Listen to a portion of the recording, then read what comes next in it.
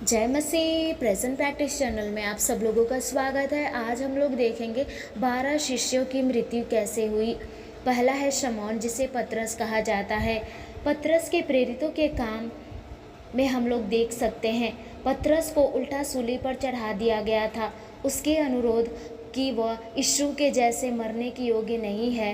रोम के महान आग के बाद लगभग 64 ईस्वी में सम्राट नीरो द्वारा रोम में प्रेरितों की हत्या कर दी गई थी।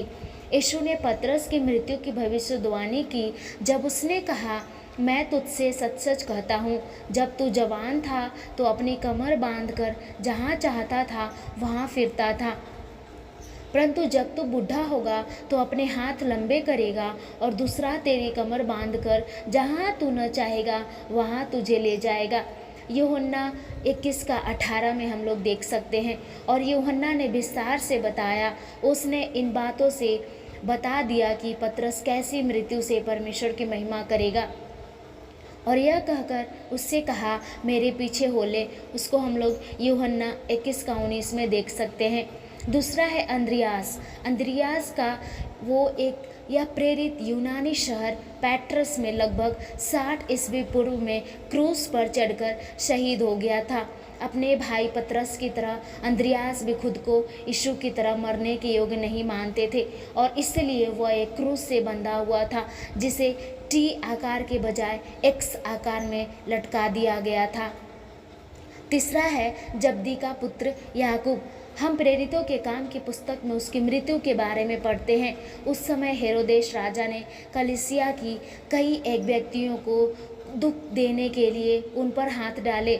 उसने यूहन्ना के भाई याकूब को तलवार से मरवा डाला। प्रेरितों के काम 12 का 1 से 2 में हम लोग देख सकते हैं। राजा हेरोदेस उसे मारकर यहूदियों को खुश करना चाहता था। प्रेरितों के काम 12 का 3 में हम लोग देख सकते हैं।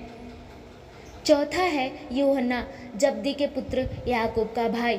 दूसरी और तीसरी शताब्दी में एक मसीही लेखक टर्टुलियन ने दर्ज किया कि रोमन द्वारा यूहन्ना को निर्वासित करने से पहले उन्होंने उसे एक कोलिजियम में लाया और उसे उबलते हुए तेल के एक बैरल में डुबो दिया। जब उसे कोई हानि नहीं हुई तो पूरा कोलोजियम मसीह धर्म में परिवर्तन हो गया। बाद में मध्य 90 के दशक में डोमिशन की सताहट के दौरान उन्हें पत्मोस टापू पर निर्वासित कर दिया गया था। वहाँ वह एक बूढ़े आदमी के रूप में एक प्राकृतिक मौत मर गया। पचमा है फिलिपुस। फिलिपुस प्रेरितों के काम के दस्तावेज उसकी शहादत का लेखा जोखा देते हैं। यह दर्ज करता है कि उसने एक प्रशासक की पत्नी को प्रभु के पास ले गया, इसलिए बदला लेने के लिए प्रशासक ने उसे मार डाला। 6 है बर्तुलमै। फॉक्स के शहीदों की पुस्तक का दावा है कि भारत में वह बहुत लंबे समय तक क्रूरतापूर्वक पीटा गया था और फिर अधीर मूर्ति पूजकों द्वारा क्रूस पर चढ़ाया गया था। 7वीं है थोमा। थोमा के एपोक्रिफल प्रेरितों के काम में कहा गया है कि यह प्रेरित भारत के मायालापुर में शहीद हो गया, जहां उसे भाले से वार किया गया था। सीरियाई मसीही परंपरा यह बताती है कि वह 3 जुलाई 72 ईस्वी को मायलापुर में शहीद हो गए। महसूल लेने वाला मत्ती। फॉक्स के शहीदों की पुस्तक में यह मत्ती के बारे में दर्ज किया गया है। उसके मजदूरों का दृश्य पार्थिया और इथियोपियो जिस उत्तरार्ध देश में उसने शहादत का सामना किया, नादा वह शहर में बर्छी के साथ 60 ईस्वी में वध किया गया था। 9वीं है हल्फई का पुत्र याकूब। दूसरी और तीसरी शताब्दी में रहने वाले एक धर्म विज्ञानी हिप्पोटिलस ने याकूब की मृत्यु के बारे में दर्ज किया। और हल्फई का पुत्र याकूब जब यरूशलेम में यहूदियों को उपदेश देते हुए मौत के घाट उतार दिया गया था और मंदिर के बगल में वही दफनाया गया था। 10वीं है तद्दै। लुका ने तद्दै का नाम याकूब के बेटा यहूदा, लुका 6 का 16 और प्रेरितों के काम 1 का 13 के साथ बदल दिया। और यूहन्ना ने तद्दै का उल्लेख किया और उसे यहूदा इस्करियोती नहीं कहा।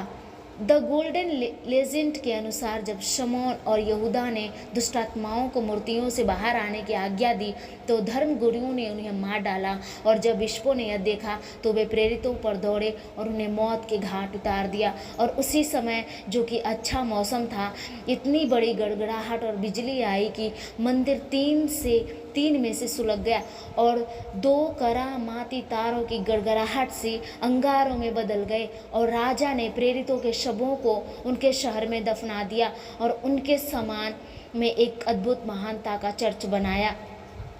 11 है शमौन। शमौन जेलोतेस की मौत के अलग अलग लेखे जोखे हैं। 5वीं शताब्दी में कोरिन के मूसा ने दर्ज किया कि शमौन जेलोतेस इबेरिया राज्य में शहीद हो गए। द गोल्डन लेजेंड का कहना है कि वो 65 ईस्वी में फारस में शहीद हो गया था। साथ ही इथियोपिया मसीही दावा करते हैं कि उन्हें सामरिया में सूली पर चढ़ाया गया था। और 16वीं शताब्दी में जस्टस लिप्टियस ने दर्ज किया कि उसे आधे हिस्से में काटा गया था। 12वीं है मत्तिया। यह वह शिष्य है जिसने यहूदा इस्करियोती प्रेरित 1 का 12 से 26 को प्रतिस्थापित किया गया है, जिसने यीशु को धोखा दिया और फिर खुद को फांसी दे दी। मत्ती 27 का 5 में भी हम लोग देख सकते हैं। एक परंपरा दर्ज करती है कि उसे एथियोपिया में नरभक्षी द्वारा पत्थरवाह से मार दिया गया था। एक और परंपरा कहती है कि वो यरूशलेम में यहूदियों द्वारा पत्थरवाह किया गया था और फिर सिर कलम कर दिया गया था।